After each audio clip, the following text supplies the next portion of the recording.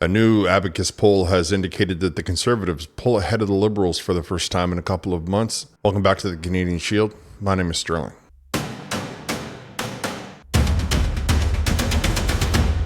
Regular viewers of the Canadian Shield know I don't put a lot of stock in polls. Now, I run a poll every day, but I don't worry about who's answering it. I don't worry about, the various demographics, and people that run polls often do. Statistics is an interesting field of study. I have some experience and some comprehension of it. And so I do understand how polls can be skewed to achieve a response or an answer that the person paying for the poll is looking for. That's the kind of thing that keeps me from having a lot of stock in polls, because the way you ask the question always will determine the outcome, especially if you whittle down your audience to very specific individuals. However, Abacus released one today, and I was looking at it and I thought to myself, well, that's interesting turn of events, because it says that Pierre Poilievre and the Conservatives have pulled ahead of the Liberals. We can see it here. The Conservatives are at 41%, the Liberals at 39, 7, 7, 2, 2, and 1. And I do think that there's a couple of interesting statistics to pull out of this particular study. First off, it's not that the Conservatives are in the lead. I mean, let's remember something.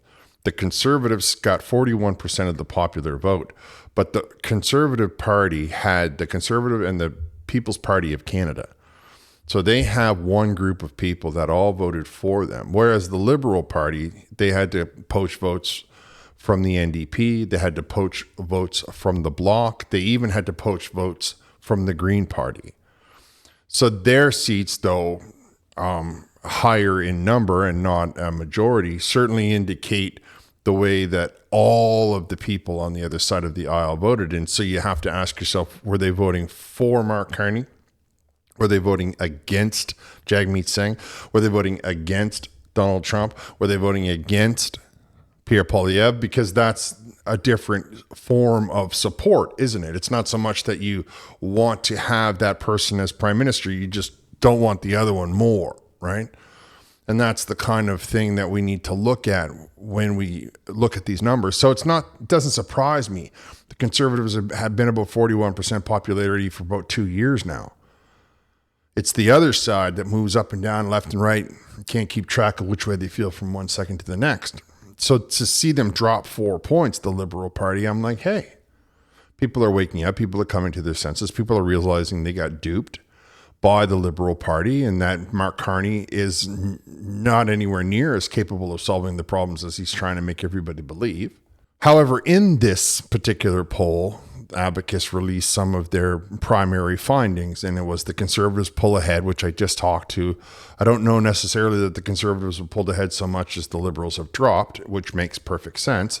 And I would reiterate that if you're worried about the economy, the best thing that you can do is support the Conservative Party, no matter which way you voted in the last election. However, the next one is what I find to be, the next two are pretty interesting. Affordability still rules, Trump fades. Cost of living continues to dominate the top issue. Chosen by 6 in 10 Canadians following the economy, housing, healthcare. Donald Trump, once a lightning rod, is cited by fewer Canadians in this wave, 38% down from 44% earlier in the summer. His receding salient means the domestic issues are reasserting themselves, which advantages the Conservatives. Of course it does, because it's the Liberal Party that has given us all of those domestic problems. It's the Liberal Party that has given us these issues. If the Liberal Party had not been elected in 2015, we would not have any of the horrible legislation. We wouldn't be paying nearly 50% taxes from our very hard-earned money that has got to go further and further because of the rents, because of the cost of living. Obviously, when you remove the lightning rod, as they used, of Donald Trump, which was bound to happen because Donald Trump is simply doing for his country what we wish our government was doing for ours. No matter where you fall on the scale, there's none of you out there that saying to themselves, no, I think poverty is the best look for me.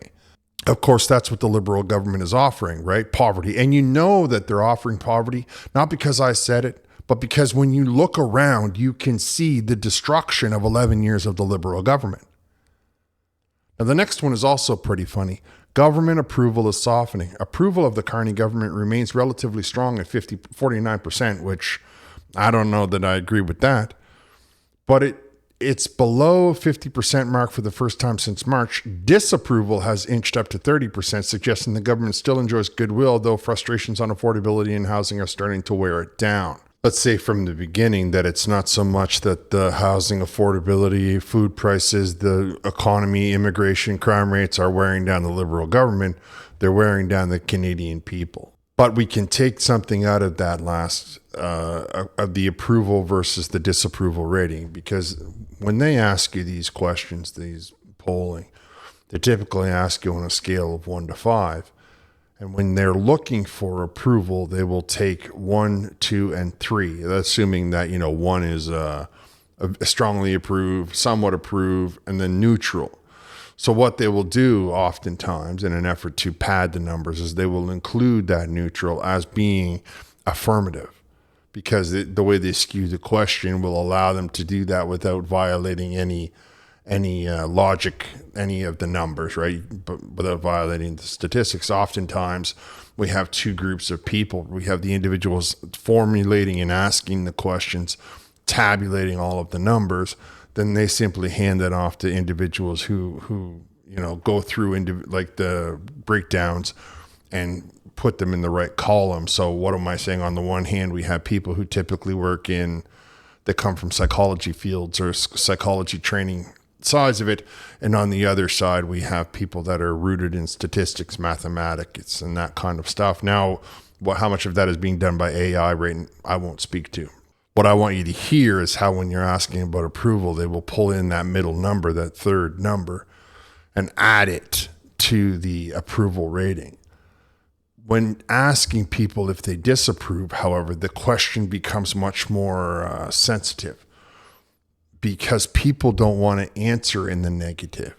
You understand? People will keep that to themselves a lot.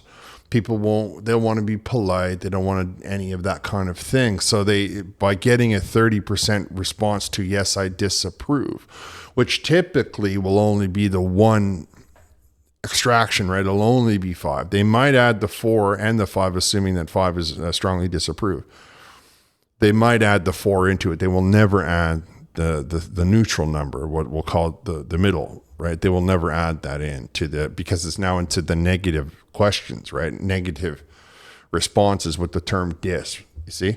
We can look at both of these numbers, approval and disapproval, and understand that not only is the approval skewed by adding that neutral factor, the disapproval number, though being just as skewed by not adding the neutral number, is a much stronger barometer of the temperature of the country.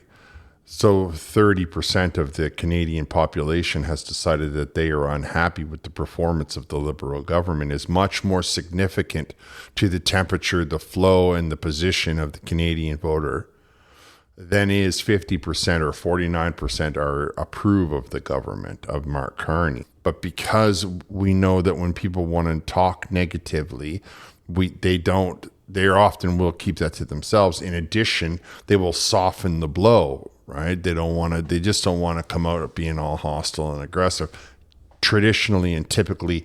And this is the kind of thing that will show up in a poll. It'll change on your mood. It'll change on so many things. And we have yet to see this being impacted by the new announcement of Mark Carney's complete capitulation, which is going to result in the Americans having free reign inside of our market. How do I know that? Because that's one of the things that every single solitary country has given Donald Trump and the Americans. It's a stipulation that they often request. We don't want your steel. We don't want your cars. We don't want your aluminum. Any of the products that you make coming into our country is going to be set at this particular tariff, whatever that happens to be. And anything that we push into your country is going to go in tariff free. And if you don't like that, that's fine. That's your prerogative, but we're not doing business with you. And everybody up to now has said you win, and including Mark Carney.